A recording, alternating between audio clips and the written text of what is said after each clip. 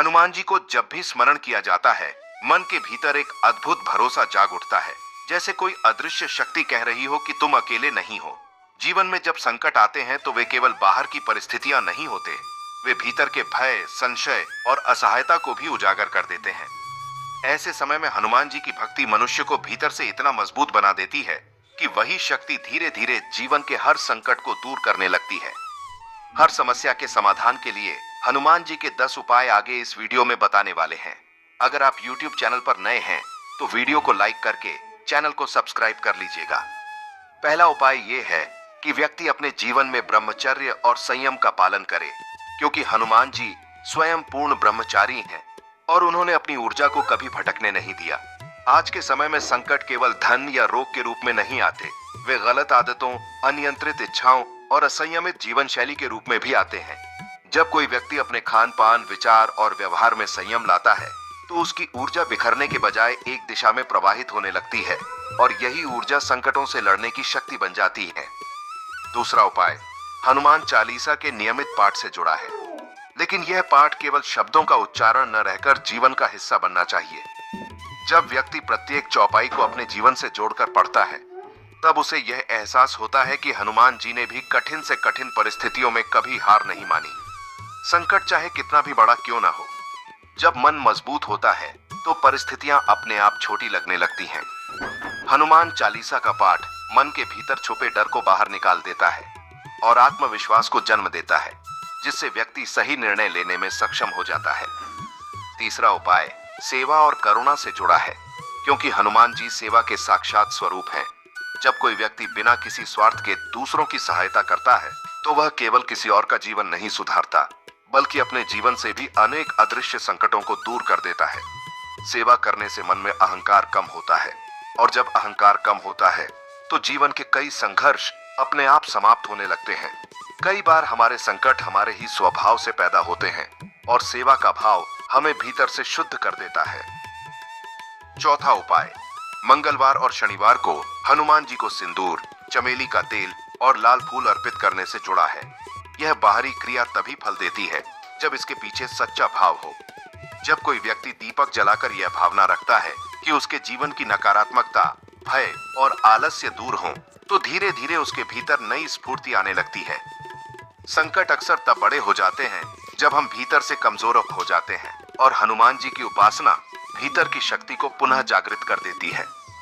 पांचवा उपाय राम नाम के स्मरण से जुड़ा है, क्योंकि हनुमान जी का संपूर्ण अस्तित्व राम भक्ति में ही रमा हुआ है। राम नाम केवल एक मंत्र नहीं, बल्कि मन को स्थिर करने की औषधि है।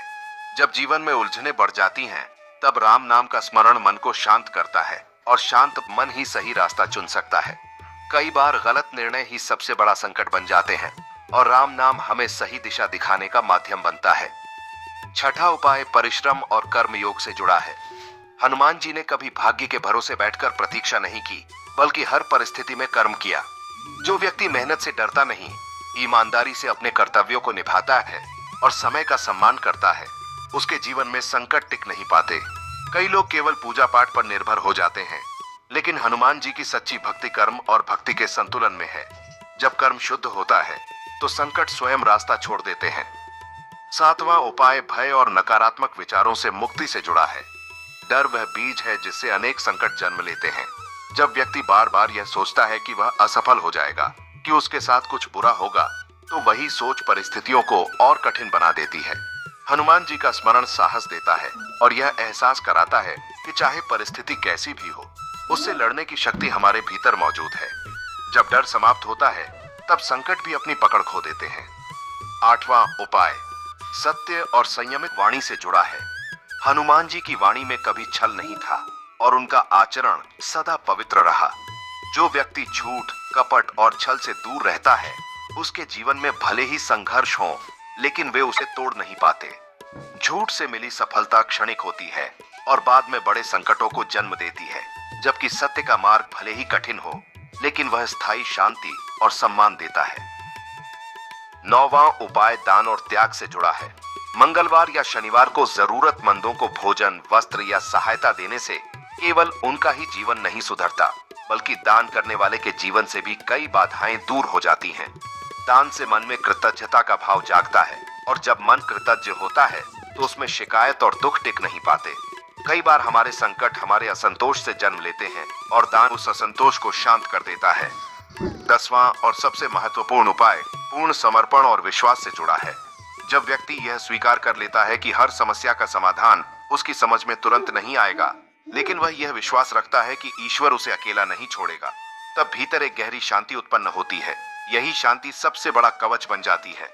हनुमान जी भक्तों की सहायता करते हैं जो निराश होकर बैठ नहीं जाते, बल्कि विश्वास के साथ संघर्ष करते हैं। जीवन की लड़ाइयां केवल बाहरी साधनों से नहीं, बल्कि धैर्य और विश्वास से जीती जाती हैं।